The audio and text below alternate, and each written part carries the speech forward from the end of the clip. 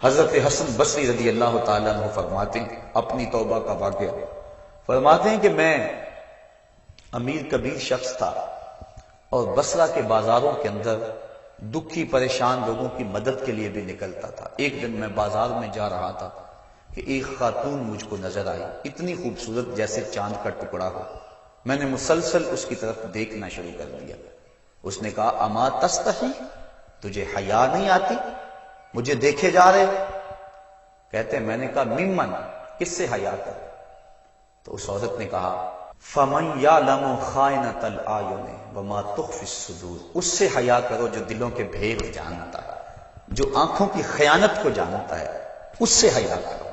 کہتے ہیں یہ بات تو بہت بڑی تھی، لیکن اس کا حسن ایسا تھا کہ مجھے اس کے باوجود اس کی طرف رغبت رہی اور میں مسلسل اس کو دیکھتا رہا۔ اس نے پھر مجھے کہا کہ کیا معاملہ ہے کہ تم میری طرف دیکھنا چھوڑتے نہیں ہو، کون سی چیز پسند آئی؟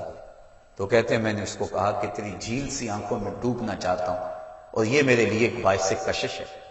اس نے کہا تم رکو، شاید تمہارا مطلوب پورا ہو جائے۔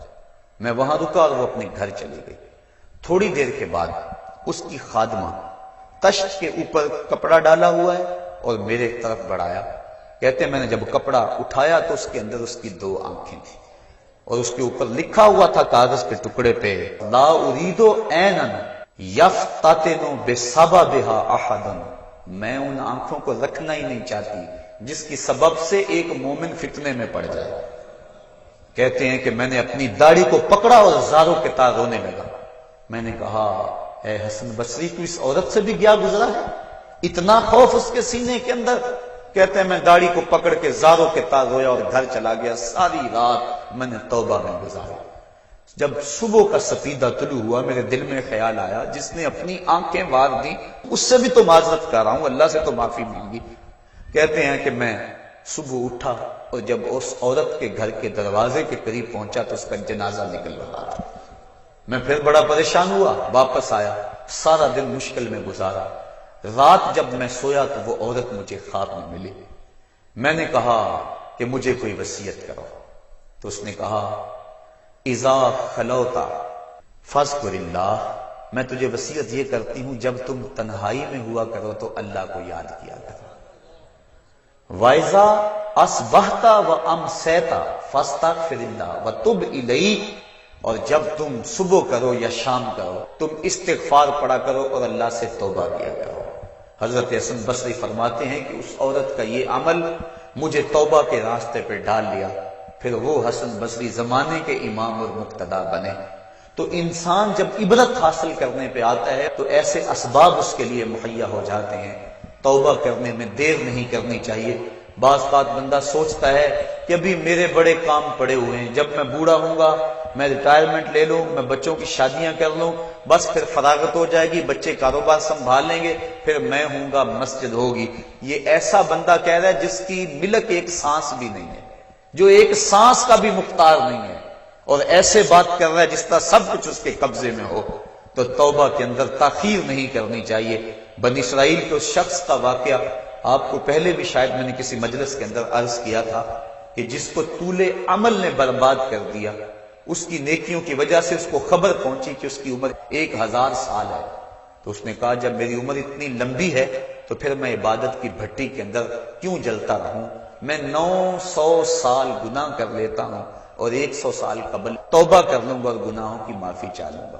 900 سال گناہ کرتا رہا، 100 سال جب باقی رہا خیال آیا، پھر سوچا ابھی بڑا وقت پڑا ہوا ہے، میں 90 سال مزید گناہ کر لیتا ہوں، 10 سال قبل میں جو ہے وہ توبہ کر لوں گا۔ 10 سال رہ گئے، پھر خیال آیا 9 سال گناہ کر لیتا ہوں، 1 سال قبل توبہ کر لوں گا۔ جب 1 سال رہ گیا پھر توبہ کی سوچ آئی تو کہنے لگا 12 ماہ ہوتے ہیں سال کے، میں 11 ماہ تک گناہ کر لیتا ہوں، 1 ماہ قبل میں توبہ کر لوں گا۔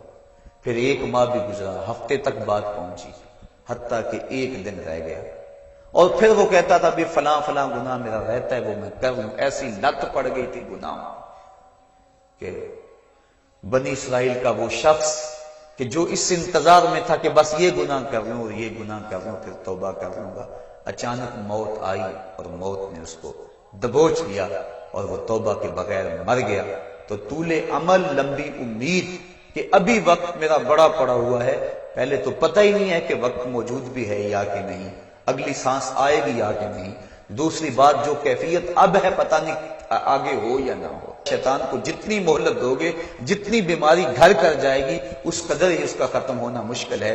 اس لیے جب گناہ کرے تو فوراً توبہ کر لے، گناہ مٹ جاتا ہے۔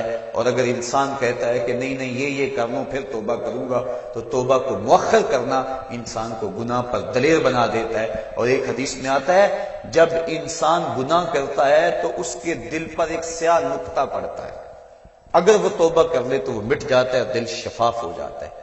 لیکن اگر وہ توبہ نہ کرے پھر دوبارہ گناہ کرے تو دل پر ایک اور سیاہ نقطہ پڑ جاتا ہے، پھر وہ گناہ کرتا رہتا ہے اور دل کے اوپر سیاہی پھیلتی رہتی ہے، حتیٰ کہ ایک دن آتا ہے کہ پورا دل اس سیاہی کی لپیٹ میں آ جاتا ہے، اور جب پورا دل سیاہ ہو جائے پھر گناہ کر کے بھی اس کو ندامت اور شرمندگی نہیں ہوتی۔ مومن تو جب گناہ کر بیٹھتا ہے تو محسوس کرتا ہے جس طرح پہاڑ کے نیچے آ گیا، ابھی گر جائے گا اور مجھے کچل دے گا۔